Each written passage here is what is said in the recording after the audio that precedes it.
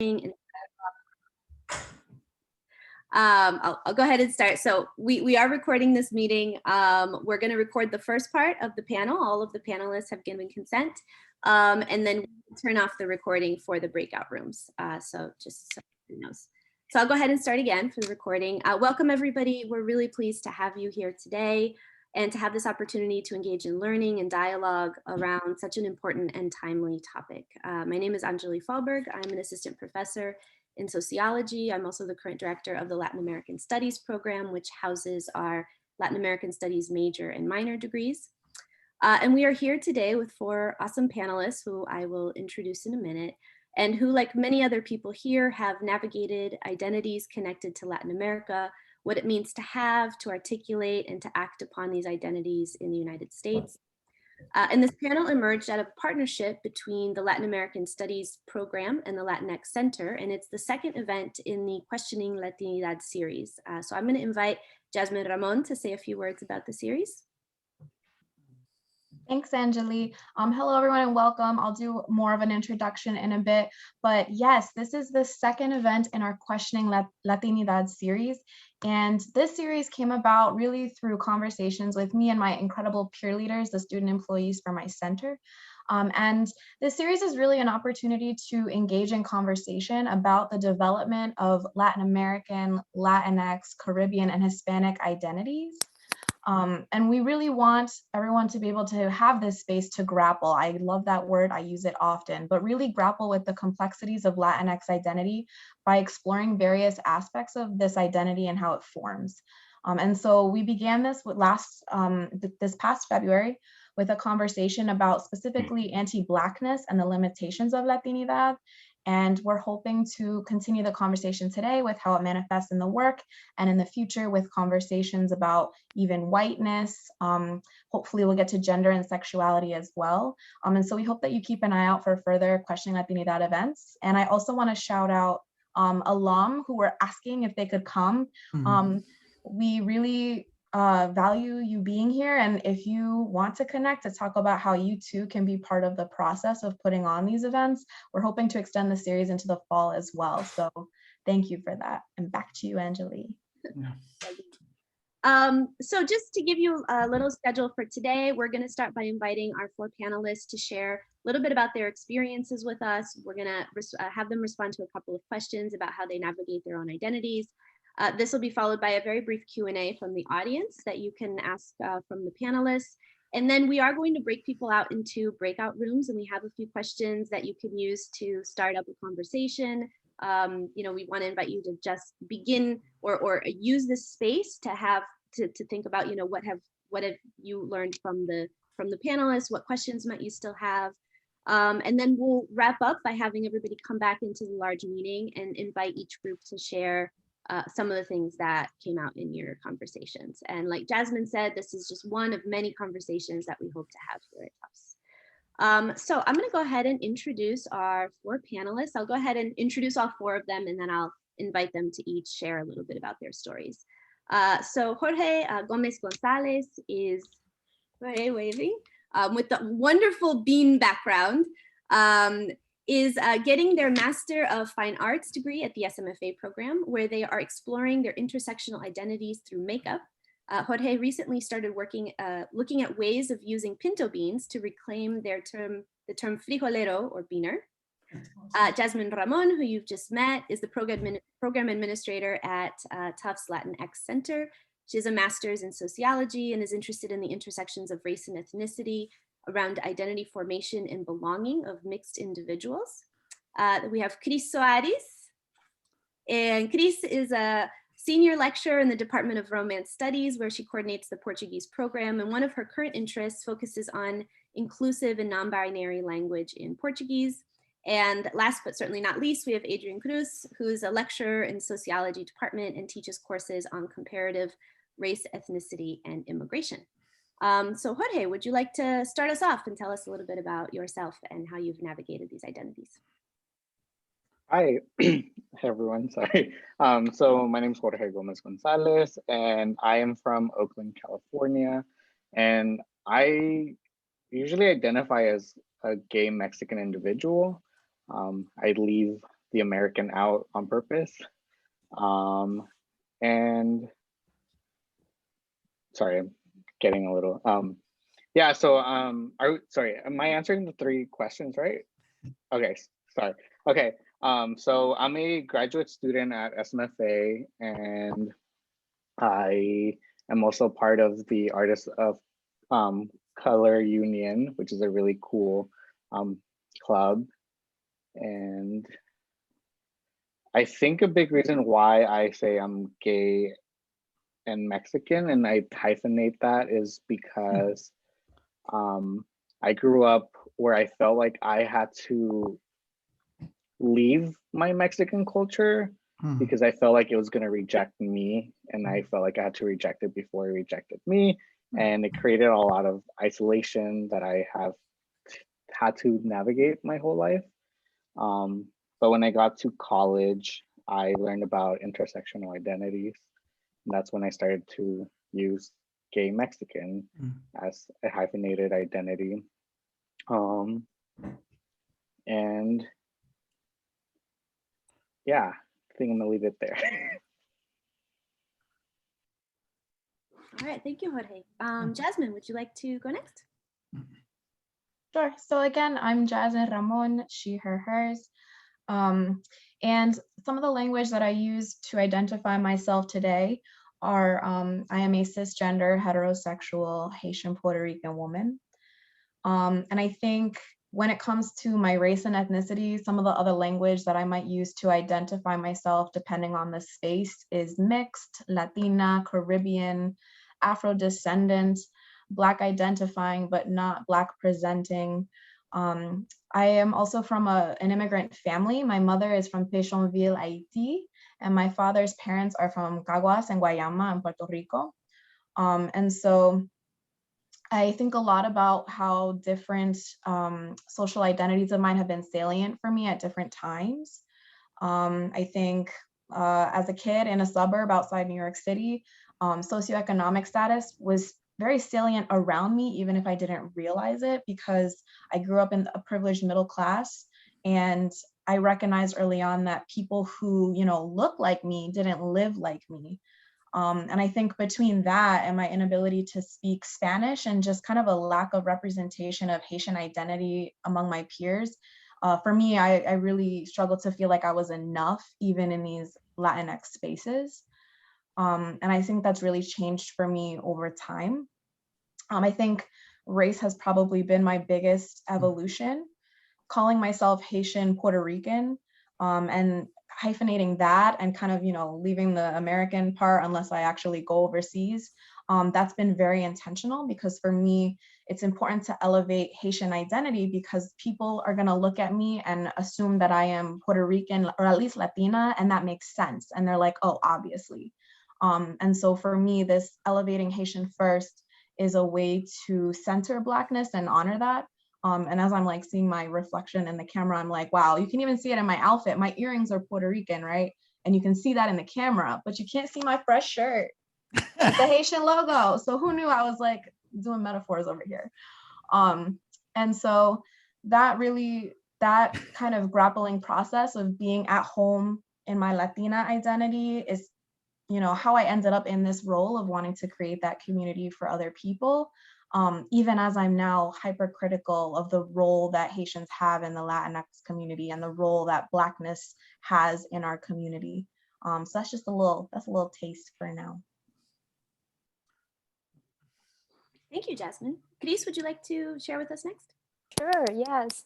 Hi, everyone. So my name is Soares. I'm Brazilian. And some of the, language that I use to identify myself is, well, Brazilian is one of them. It's very important for me that people know that I'm Brazilian.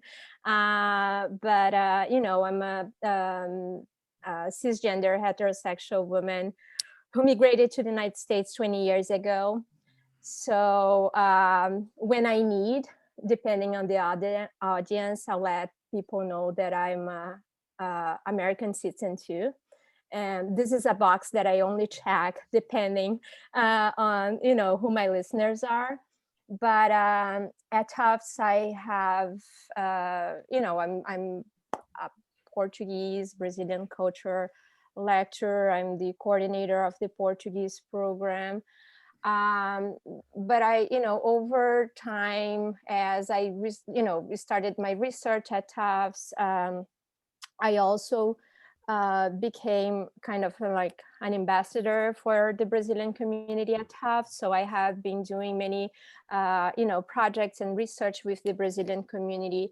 That is something that is really important to me too. I also identify as Latina. And that was something that in the process of adapting to this culture, to the American culture, was something that I had to negotiate with myself. I don't know if you guys know that, but Brazilians will not think about identifying themselves as Brazilian. Is not one of the, as Latinos, this is not one of the first words or, boxes that we would check. So that was a process in this, culture to me, understanding how these concepts worked here. So yeah, I think that's it. Thanks, Cris. Adrian. Well, first of all, I want to say, I hope I get celebrated in the chat room the way Jorge and Jasmine did. I'm jealous I already. know, me too. I see some of my former students and someone's, come on, let's go. Or You've got a shout out on Instagram. Just kidding, I should just tell kidding. you that. Well, I grew up in the transborder region of South Texas. I grew up, in Cameron County, Texas. So I was Mexican American. I did hyphenate and still do. I hyphenate like Jorge, but I throw the American in there a lot. My parents told me to. I think it was an assertion of ethnic ancestry, but also an assertion of citizenship in a very delicate place, where I would argue that all Mexican origin people to some extent are subjected to second-class citizenship. And so in a border region, it just feels like the stakes are even higher. And that's how I grew up. And of course, there are racial connotations to my identity. I mean, I would never be called white. I would never accept. Thank you. Someone just called me a great professor. I can live on that for the rest of the week. Yeah, I would never say Hispanic. I would never accept Hispanic. My parents told me the same thing, but it's evolved. It's situational, contextual. It depends on where we are temporally. Mexican American, Latinx, Chicano, Chicanx, all those things happen as my consciousness emerged. Chicano identity. You read Gloria Anzaldúa, Borderlands La Frontera, and it just wakes you up. You begin to realize that you come from this kind of hybridized space where you kind of hovered in this border region. And that's where my identity comes from, and then Latino showed up, and I'm teaching Latinx history this semester, and already the students in the first session were critiquing, the first reading assignment. It's like, we should be Latine, not Latinx. So I'll stop there, and I look forward to the rest of the event tonight. Thank you. Thank you all for sharing that. There are so many themes already that I can see in the things that you shared, but one of them is this idea of change and transformation, and that not just linearly, but across spaces, right? How people identify in one space might change versus another space. And so I was wondering if you could maybe share a story about a time that you were negotiating that, maybe you felt conflicted about how to identify yourselves, and then how did you ultimately make that decision? So I'll just leave it open. Cris? Yeah, I can go first. Back in Brazil, so I moved to the United States in 2001, 10 days before September 11, lucky me. And then, living here as an immigrant was not easy at that time. And I was still like figuring out, if should I stay, should I go back? And so it was difficult. But, in Brazil, living in Brazil, I will identify as Gaúcha, which is, someone from the South region of Brazil. Didn't make any sense here. I will identify sometimes as just Brazilian or South American. And then again, I started to notice that a lot of people didn't know a lot about Brazil when I arrived here, at least, the Americans I was living with.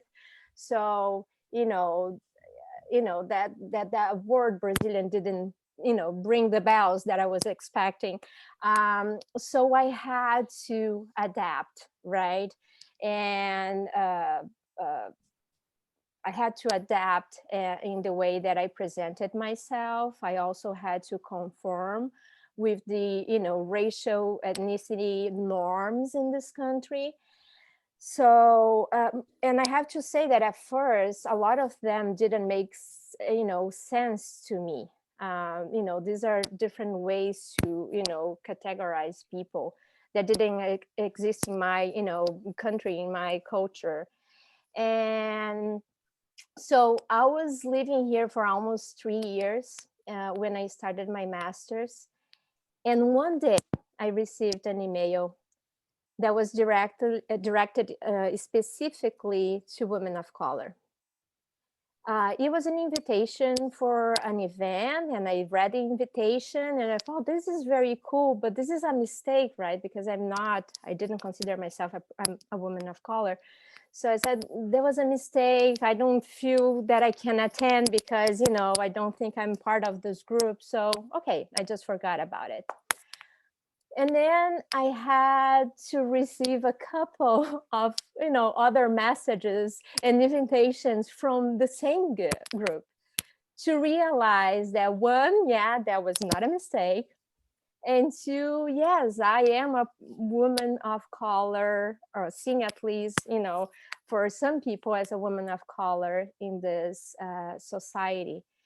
And that is started a very interesting process for me, to one, get to understand how these terms are used in the society and how I could use them in my benefit, in my own benefit, and how could I find groups that I feel had more to share, and people who better understand my experience as an immigrant in this country too. So for me, it was really a point in my life that I decided, okay, so who I am in this society, and for me it was very important to make those decisions and to think about those identities. I think I felt like stronger after I decided, okay, this is who I am, and these are the boxes that I check. It was I feel empowered by that process, but it's a hard process, I have to say. I'll go next if that's okay. I'll be. I was thinking about this question earlier. I feel conflicted and sort of pulled in different directions whenever I have to come back through U.S. immigration. In the last 20 years, I've traveled a lot around the world, been lucky enough to do so, and it's when I come back to the United States where I get harassed the most, which is my own home. Because of where I'm from, the Rio Grande Valley of South Texas, where I was born and raised, is one of the major points of border militarization and a crackdown on the so-called drug war of the United States. And I've been questioned by Homeland Security agents on 6 occasions at least, coming back into the U.S. because of where I'm from. I've been asked, when did you go home last? Why did you go? I've been placed in rooms by myself in Toronto. I was held for half an hour. I was held at JFK. They asked me where my grandparents were born, even though my parents were born in Texas. And in those moments, I feel conflicted. Of course, I want to ask, why are you asking me this? And I'm coming from, the EU or Japan, where immigration agents have treated me much better than how you're treating me here. So that, that sort of, that second-class citizenship, that makes me feel conflicted. I don't want to say that in those moments I wished I was not of Mexican descent, but it'd be a lot more convenient if I wasn't, and I wouldn't be subjected to that sort of what could, can be very humiliating treatment. I can go next. That's happened to me too. Like, people, every time I come back to the country, they always stop me. and it's interesting. But with this question, like I have like two answers, but the first one was I was thinking about growing up and with my cousin who I always felt like I was a reflection of her because she was older, someone who I looked up to. And then growing up, I realized that she was like darker skinned than I was. And I thought that I was the same like skin tone as her. And realizing that like I'm a lighter skin tone than her and her experiences with my family are completely different. And so that shaped a lot of my like realization of how I interacted with my family and how they interacted with me and her. And then I think for me, it's always negotiating queerness with my family and upbringing. Like to me, the only example I had growing up of queerness was Juan Gabriel. And to me, that was shameful because he was not out. And it was like an inside joke that everyone had of like, he's gay and he's not gonna come out. And I refused to listen to his music until I got older, after he died. And like negotiating being like gay, queer, and then Mexican comes with like the queerness of being femme and being polyamorous. And how do I speak about that with my family is something that it's always been conflicted with me. So yeah. Yeah, so for me, this is an anecdote the other panelists know, but so for context, my father, Papi is white. He is a white Puerto Rican. He's from the Bronx, New York, so don't get more Boricua than that. But at the end of the day, like I don't even call him white passing or white presenting. He's white, and that is to acknowledge the privilege that he walks through this world with as a white man. My mom is a Black woman, so that's where I get the little color I have. But so my household, like being mixed, these conversations didn't really come up as kids, but are coming up more now that I'm an adult. And so I recently was reflecting and I realized when my sister and I were younger, we were challenging everyone on our race before we even realized that's what we were doing. And essentially we had this unspoken agreement that if someone asked us or told us that we were Black, we would say no, which is messed up. Until I tell you that when someone said that we weren't Black, we would insist we were. And I think what that was more about was this feeling of like rejecting these identities that people were imposing on us. And what's interesting is that I don't even remember how this really came up with my sister. I just vaguely recall her like mentioning that she did that. And I was like, oh my goodness, like I do that too. And luckily having her as my older sister, you know, I had a partner in this identity journey from that young age. And I think my sister has always kind of been this compass of, you know, pointing me back to Blackness. And as we were older and were able to more intentionally make these decisions, that's where those conversations came of like, we're going to use Haitian first. We are going to claim Blackness and claim that community and be mindful of how we're taking up space in that community. And I think it's led to really interesting conversations within my own family because my mother didn't even know really what to call us. My mom did not check the Black box for us when we were born. And my earliest experiences with race are people thinking that I wasn't her baby because I was so white. And this is a Black woman pushing me in the cart in the grocery store. And so those are the things that have kind of assisted this transformational journey. And it hasn't been from processing it in the moment, but it's been through education and then recalling these memories and trying to make sense of them now. Thank you all for sharing these stories.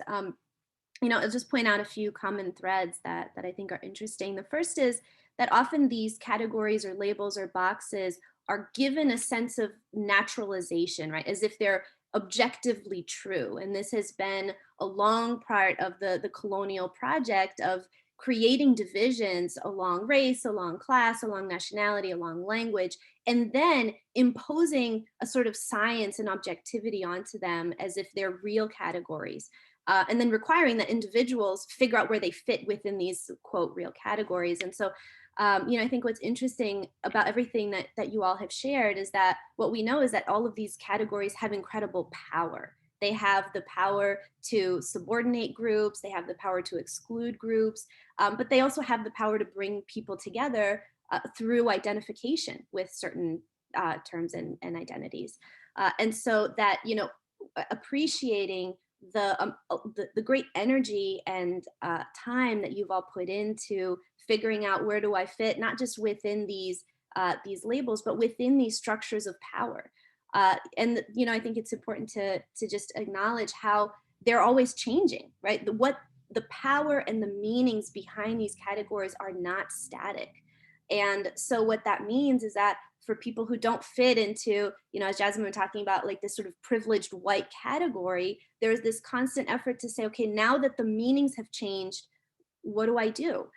You know, and I'll just sort of briefly reflect on a time when I was in a group of primarily Black Brazilians who were trying to figure out how to ask the question, what is your race, on a survey.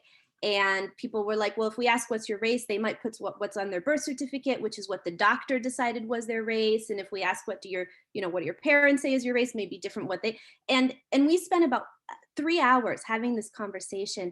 And it made me appreciate how part of my own white privilege is not having to sit around and ask myself these questions, right? I am white, and part of the sort of white privilege is not having to sort of make these complicated decisions, and all of the sort of energy that goes into that. Just really quickly, a couple of other things that stood out is this idea of intersectionality and how making decisions around any one part of an identity, say around race, is also interacts with nationality. It also interacts with sexuality, and how it's, you know, all of those pieces end up coming into play. So I want to just ask you a third question, and then we'll open to Q&A, which is, given all of this, how does your identity impact you, the way that you, quote, show up in different spaces? How does it manifest in your life? How does it influence the type of actions that you take in your work, in your in your studies, in groups that you're part of? So I'll just leave that open. I can go first. So like, as you can see, my background are beans, and they're spray painted with glitter. I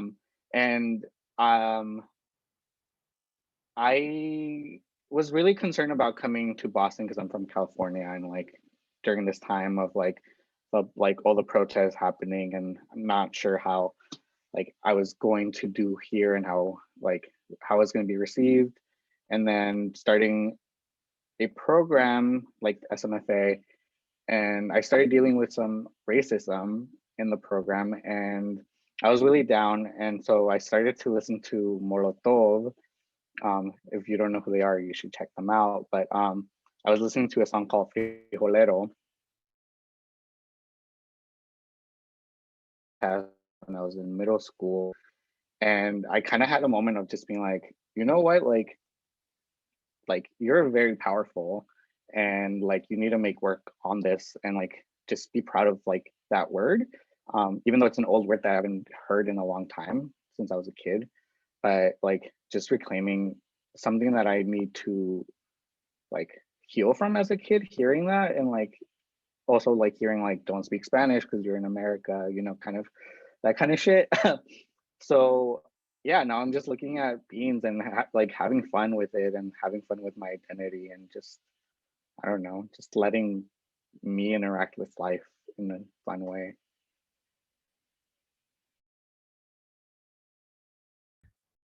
Well, I'll go next. I mean, identities change, of course, from you know, context to context. I mean, as I said earlier, you know, I'll just talk about my work for about a minute or so, and then leave it at that. I mean, I've spent a career talking about race and ethnicity, racism, and white supremacy in front of what is mostly white students. So you know, that seems easy. You know, you would think so, but actually, it's not. You know, it's a tightrope that you have to walk, because it's, you know, it's as if this professor of color, this Latinx professor, is going to come up here and start talking like this. Well, of course he is.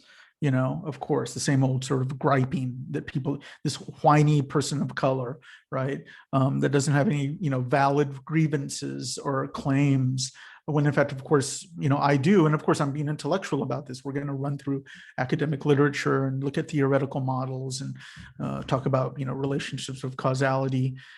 Race is a political category for those of you in race and ethnicity. Remember that, right? The exam is posted tomorrow at 10:30 a.m. So enjoy. But yeah, I was thinking about that and not just about, being Latinx or Mexican American or whatever, but also just, origins, class origins. It's hard for me to detach my racial ethnic identity from social class origins of being working class, growing up in a working class household at a place like Tufts, where a vast majority of the students are not the vast majority, but a large number come out of, whatever, 1% households, 5% households. So there's an interesting sort of interaction there. And I think about that all the time. So far it's been fine, I think. But I'm always thinking about that I feel like it's something I have to navigate, and I find a certain way to do it. But anyway, I'll stop there. I can share a little as well. And I'm thinking about this in terms of my research as a future PhD student, and then as of the work I'm doing right now. And I think it's interesting even to me how my identity journey has been reflected in my research, because when I was studying communications in undergrad, I went into college, and again, being of class privilege, I think gender was the most salient identity for me. And I got into like a leadership academy or something, and just the whiteness of that space and of the institution itself, for me, suddenly became this question of like, it really secured my Latina identity, because that term in and of itself could hold both at the same time, and that's what captured it. And so I was throwing myself into like researching Latina representation and stereotypes in the media. And I was like so into those representations and trying to combat that and trying to make sense of why they were there, that I got on this track of studying sociology without even realizing I was doing it. And then as I got to Boston and started being exposed to other grad students and making these friends, and they were predominantly Black grad students, I suddenly felt called to explore all of who I am, which meant engaging in research about the mixed experience. And so I think about like this duality of how I ended up as a teacher of sorts, but in higher education, particularly in a Latinx center. And for me, it's not only is it legacy when I think about how my abuela, was an advocate for education for the Latinx people in my hometown. She started a bilingual program, so it's all legacy, but it's also from these experiences of really Black labor and seeing how I ended up here. Because first and foremost, watching my mom work as my entire life, seeing that, my first major mentor when I became a grad assistant at Northeastern, another Black woman. And I think about how often that is so central to even the Latinx experience, and how often that is ignored. When I think about even, I said earlier that the formation of this series came out of conversations with my peer leaders. Like, let me be clear, like these were my Black women peer leaders, shout out to Ashley Gomez and Jessica Anjuli for the labor of wanting to engage in this conversation, because it is a lot of work. And so I think for me, it's all wrapped up in this. And even, trying to honor the ancestors that I have, I think we all kind of carry some of that when we're part of immigrant families. And even trying to do this work to, be the person that I needed in the Latinx community when I was growing up, and to challenge the policing and the gatekeeping that we experience in this community. And so when I'm thinking about that today, that means considering this when I'm thinking about what programs we're going to have, and when I'm thinking about who I'm going to hire to represent our center, and when I'm thinking about the mission and the vision that goes into this space, because it's complex, right? Like, we are creating space for, I think there are Black Latinx students who feel excluded. There are white Brazilian students who feel excluded.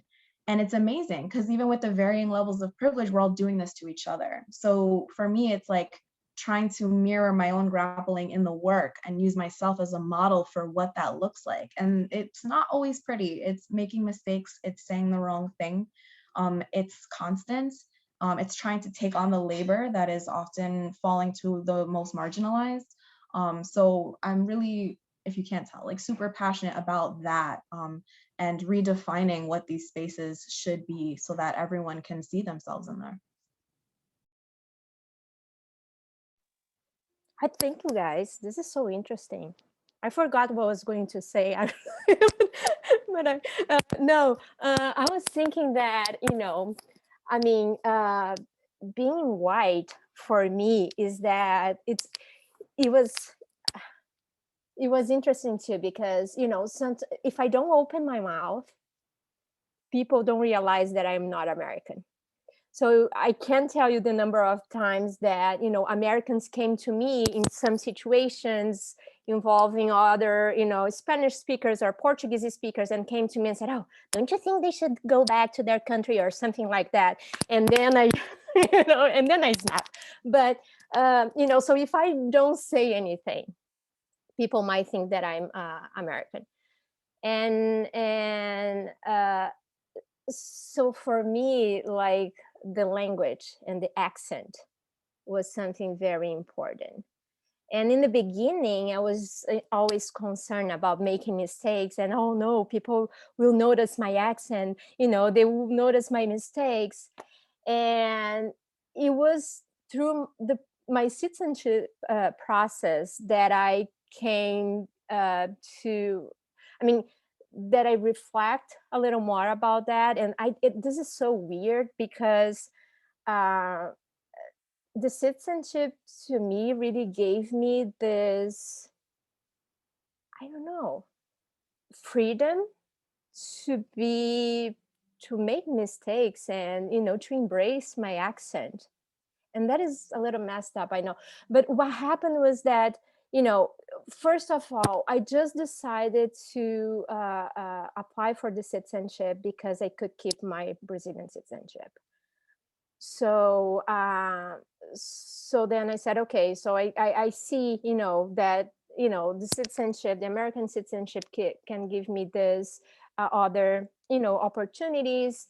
I applied, and after I got, you know, so I had my American passport, it felt like, okay, so I'm more recognized in this society. And even though I was like fighting against, you know, a lot of the prejudice that we have in this society, but I don't know, something happened in my mind, and I felt like, listen, this is part, I'm very honored when people know and notice that I'm not American, and not because I don't like this culture. This is the country that I chose to live in, but it's just because I'm something else, you know, I'm something else too.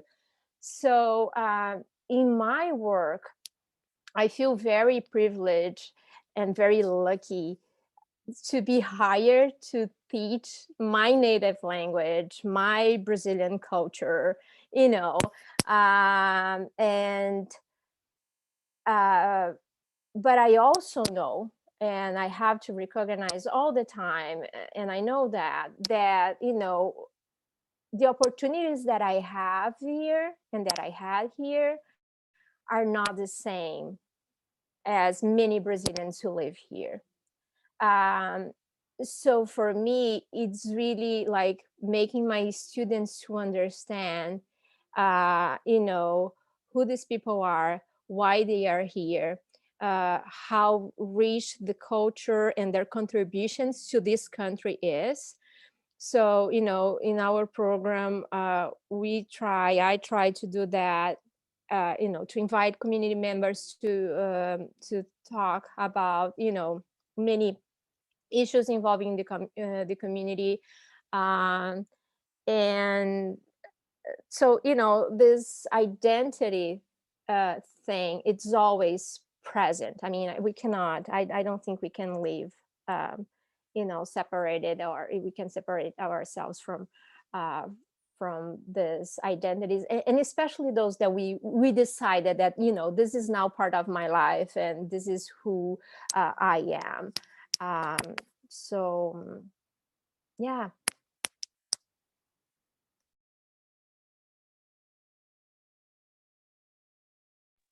Thanks, Cris. Jorge, did you want to jump in or no? Okay. So in the interest of time, we are going to move into breakout rooms, but we will come back. And so if folks have questions or conversations that you want to have with the panelists, there will be plenty of time to do that at the end. And we can, you know, anybody who wants to stay a little bit later is welcome to. So we are at 6:43 right now. So we're going to give you until about 7 o'clock, so about 17 minutes. I'm going to go ahead and post in the chat some questions. These are just discussion, like lots of different questions that you can use. Don't feel like you have to. I want to acknowledge that we have in this group, you know, pretty eclectic group, many who are grappling with, am I Latinx? We might have folks who may feel like they're not, but are allies. And so you are certainly welcome to join the breakout rooms if you wish. And you can contribute from your own, you know, what you've learned about, and be there to listen and to give support. So could somebody give me a thumbs up if you were able to access the questions? All right, I think that as a solid yes. So why don't we do, how many, we have 25 participants, so how about we do 5 breakout rooms? That sound good? All right, and we'll call you back in about 15 minutes.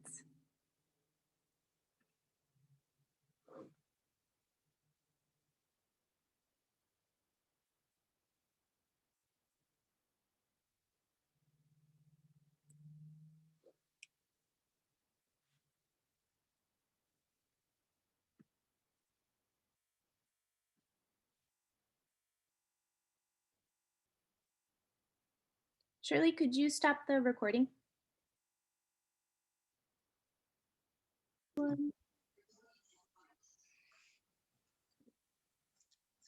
Give people a few more minutes.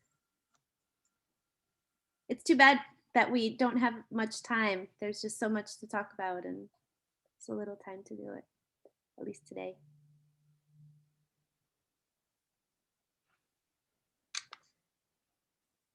All right, welcome back. Are you all back? Okay, so we are recording this part of the session as well. We have about 15-ish minutes to wrap up, but we wanted to give people a chance to, you know, share. Maybe there was a theme that cut across different stories that people were sharing in the breakout rooms, or a question that folks might have for the panelists. So we would really love to invite all of our participants today to jump in and share your thoughts with the group. So feel free to either raise your hand or you could go ahead and unmute yourself.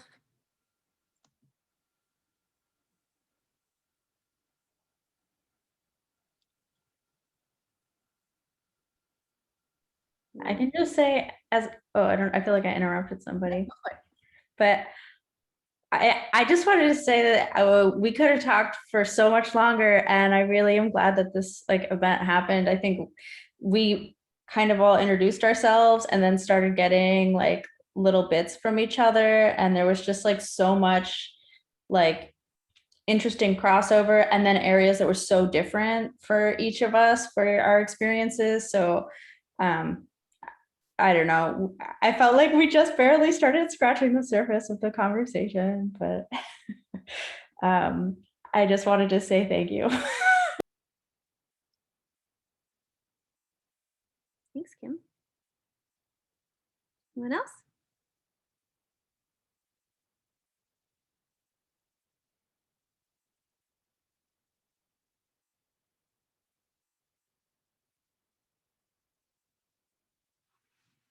I'm curious how many groups got to the whole demographic, what boxes do you check? Because I'm looking at Angel's comment in the chat. I thought it's funny how most of the people I talk to do not know how to identify or are questioning.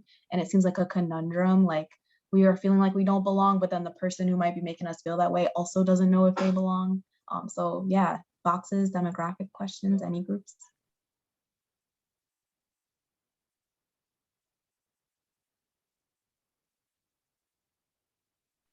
I think like my group, we only got, I guess we only got to the first question. Like we started there, but we all had so much to say that I feel like that all like intersects, you know, and we were like, oh, this is like why I'm here. And like the reasons why I'm here is like this, and this that led to like identity crisis, you know, kind of thing, which is like really interesting.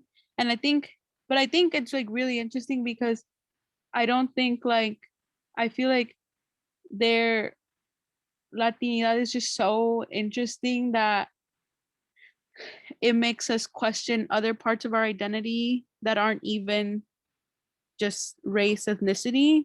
And like we in my group, we were like, we didn't even get to sexuality.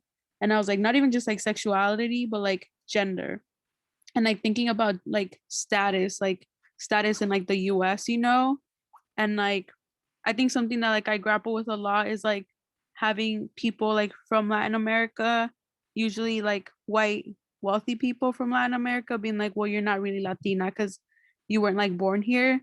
And I was like, do you know the history of our country? Like I like my parents didn't come to the US because they wanted to. It's because of like powers like these people that are telling me I'm not Latina enough, that had to drive like my family out of like their home, you know, like things like that. Like there's just like so much that like that Latinidad like intersects with like a ton of other things outside of like just the race and ethnicity question that I feel like leads to identity crises, no say, of like everything, you know, of whether it be like gender, sexuality, religion, like all these things that I feel like I hadn't even thought about.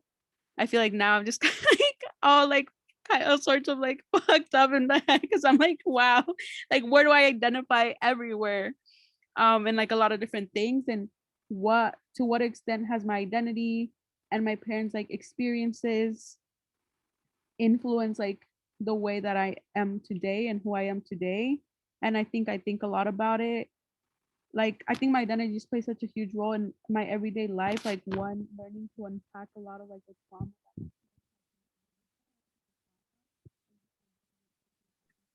Carolina, we lost your voice. Oh, can you hear me? Yeah, now we can. Oh yeah, I was just saying like I think about it on a everyday, like I just like on every day, because I was like, how much of this trauma like I can't pass on like this generational trauma to like my children, and thinking about like relationships and being like, I'm in a white space, like what if I only see like white people and meet white people, and what does that mean for me to have children or have like white children, or like, you know, just like interacting with people of like other races and being like, if I have a Black child, I have to understand my own privilege and the own power dynamics that exist there. So it's just like, I feel like it's just like every part of my life is shaped by this. And I think like Latinidad can be so problematic in that it's so like harmful to like Black people and like just queer people and like a lot of other things. But it's also such a like powerful thing that we can't just eliminate it, you know, like it was created for a reason. So yeah, I don't know, that was like a huge rant, but I feel like it just is so complicated, and I'm pretty sure we can all just spend hours talking about it. Yeah.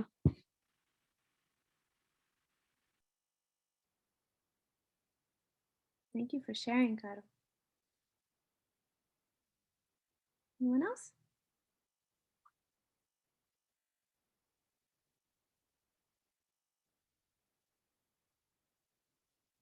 You know, what Carolina was just saying makes me think of, you know, another kind of colonial violence, the violence of imposing the feeling of not belonging on different groups of people, and the incredible harm, you know, just from listening to the group and the panelists, and talking to, you know, many of my students and folks I know, you know, just the struggle of figuring out what does it mean to belong in a system that's designed to make some people feel like they don't, and how much that legacy continues to play out in so many ways today.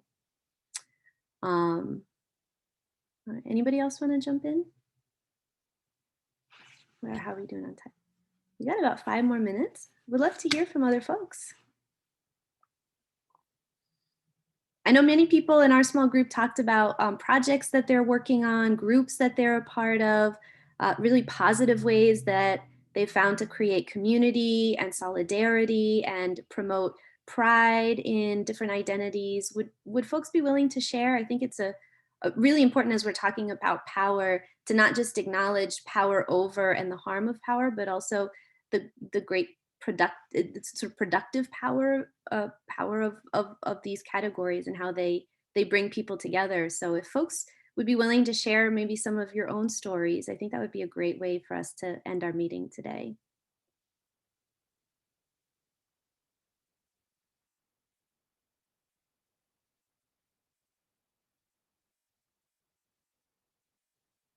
Angel, would you like to jump on? I see you just posted a comment.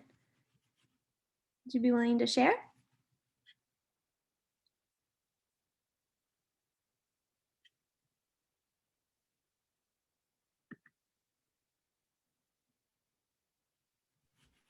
Can you tell us which high school that is, Angel?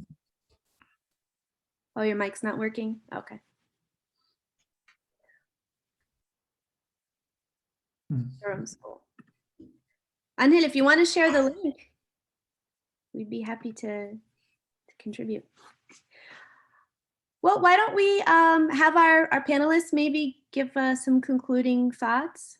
Would any folks be willing to, anybody want to start us off?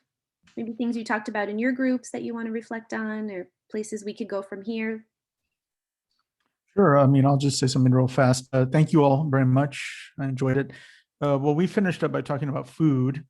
And then Cris was saying, you know, it's such an important part of identity. I mean, there's just too many things. I think Carolina was touching on this. There's too much going on. Like I told you all, I cannot not talk about social class when I talk about my ethnic identity, or food, or how about, you know, Catholicism. You know, all these things matter. They're in our heads and part of our identities, and maybe that's why it is a struggle, or someone wrote it, an existential crisis, because there's a lot of shit in there to figure out. So I'm sorry, I can't be more academic than that. Anyway, that's all I want to say. Thank you all very much.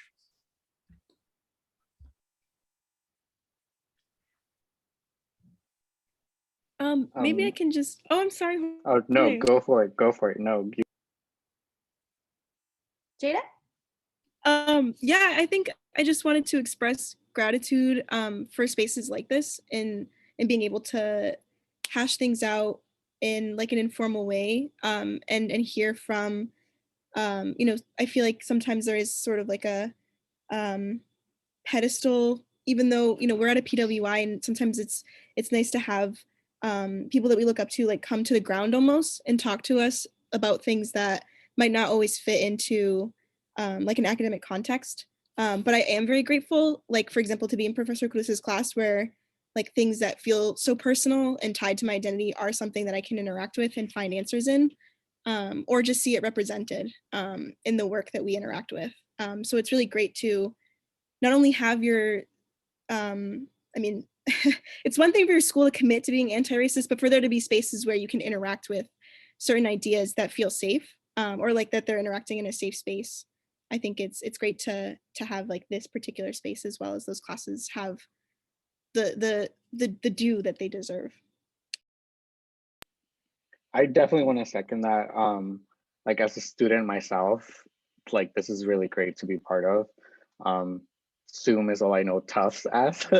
So like seeing like all your faces and hearing from you, and like allowing yourself to like share with me, that's been great. And I'm gonna drop my Instagram and email, so feel free to like reach out, like please reach out. I would also briefly just thank you all for making this possible, and remind you that we want to continue the conversation. And I want to uplift that even if you feel like at the end of this conversation, you haven't really like found answers to your questions, I want to still acknowledge that you've still made progress in your journey. So even if it doesn't feel that way, today's conversation has set you further down your path. And I want to extend myself as a resource. As a program administrator at the Latinx Center, this is literally my job and what I love to do. And I especially, after seeing all the Professor Cruz love, if I can't audit his class, I need you all to come in and tell me what you're learning in his class, so we can talk through that together as well, and even Cris as well, and Anjuli.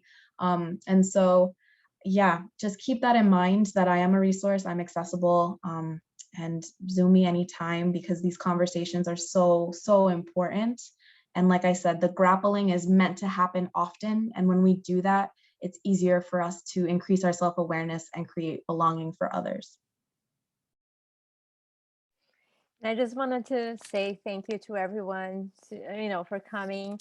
And thank you for inviting a Brazilian to be part of the Latinx panel. So yeah, that is super cool. Thank you, everyone. Thanks. Thank you to all of our panelists. Thank you for sharing these stories. Thank you for all of our participants for being here.